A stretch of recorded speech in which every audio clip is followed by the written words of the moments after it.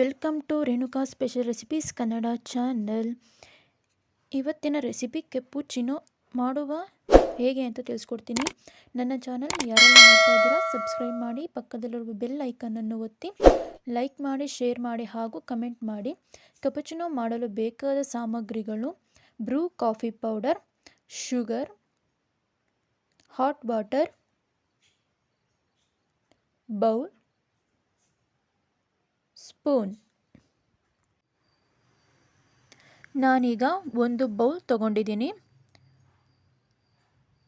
2 ಪ್ಯಾಕೆಟ್ನಷ್ಟು ಬ್ರೂ coffee ಪೌಡರ್ನ ತಗೊಂಡಿದ್ದೀನಿ. ಪೌಡರ್ನ ಬೌಲ್ ಒಳಗೆ ಹಾಕ್ಕೊಳ್ಳಿ. 2 ರೂಪಿ ಕಾಫಿ ಪೌಡರ್ ಇದು. ನೆಕ್ಸ್ಟು 3 ಟೇಬಲ್ ಸ್ಪೂನ್ನಷ್ಟು ಸಕ್ಕರೆನ ಸೇರಿಸ್ಕೊತಾ ಇದ್ದೀನಿ. ಸೇರಿಸ್ಕೊಂಡ ನಂತರ ಹಾಟ್ ವಾಟರ್, ಬಿಸಿ ನೀರು 3 ಟೇಬಲ್ ಸ್ಪೂನ್ನಷ್ಟು ಸೇರಿಸ್ಕೊಳ್ಳಿ. ಚೆನ್ನಾಗಿ ಮಿಕ್ಸ್ ಮಾಡಿ. ಬಿಸಿ ನೀರು ಆರೋ ಮುಂಚೆನೇ ಚೆನ್ನಾಗಿ ಮಿಕ್ಸ್ ಮಾಡಿ. ನೋಡಿ ಬಬಲ್ಸ್ ಹೇಗೆ ಬಂದಿದೆ ಅಂತ. ಚೆನ್ನಾಗಿ ಕೈ ಬಿಡದೆ ಮಿಕ್ಸ್ ಮಾಡಿ. ಇದನ್ನು 10 ರಿಂದ 15 ನಿಮಿಷಗಳ ಕಾಲ ಮಿಕ್ಸ್ ಮಾಡಿ. ನೋಡ್ಬೋದು ನೀವಿಲ್ಲಿ ಹೇಗೆ ಗಟ್ಟಿಯಾಗಿ ಬಂದಿದೆ ಅಂತ ಕ್ರೀಮು. ಈಗ ಕೆಪ್ಪುಚಿನೋ ರೆಡಿಯಾಗಿದೆ. ನೋಡಿ ಎಷ್ಟು ಗಟ್ಟಿಯಾಗಿ ಬಂದಿದೆ, ನೀವೇ ನೋಡ್ಬೋದು ಇಲ್ಲಿ.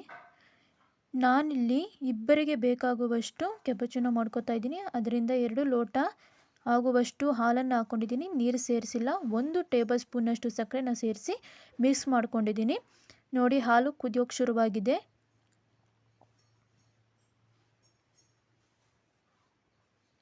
ಹಾಲು ಕುದೀತಾ ಇದೆ. ಅಷ್ಟರಲ್ಲಿ ನಾವು ಒಂದು ಗ್ಲಾಸ್ ತೊಗೊಂಡಿದ್ದೀನಿ.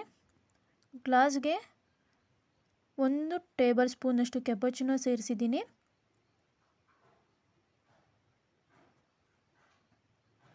ಸೇರಿಸಿದ ನಂತರ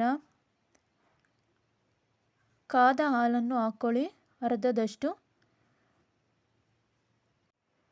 ಮತ್ತು ಕೆಪ್ಪುಚಿನೋ ಕ್ರೀಮನ್ನು ಸೇರಿಸಿ ಸ್ವಲ್ಪ ಹಾಲನ್ನು ಹಾಕಿ ಸ್ವಲ್ಪ ಮಿಕ್ಸ್ ಮಾಡಿ. ಜಾಸ್ತಿ ಮಿಕ್ಸ್ ಮಾಡಬೇಡಿ, ಆಗುತ್ತೆ. Thanks for watching. Don't forget to subscribe. Like ಮಾಡಿ, ಶೇರ್ ಮಾಡಿ ಹಾಗೂ ಕಮೆಂಟ್ ಮಾಡಿ ತಿಳಿಸಿ.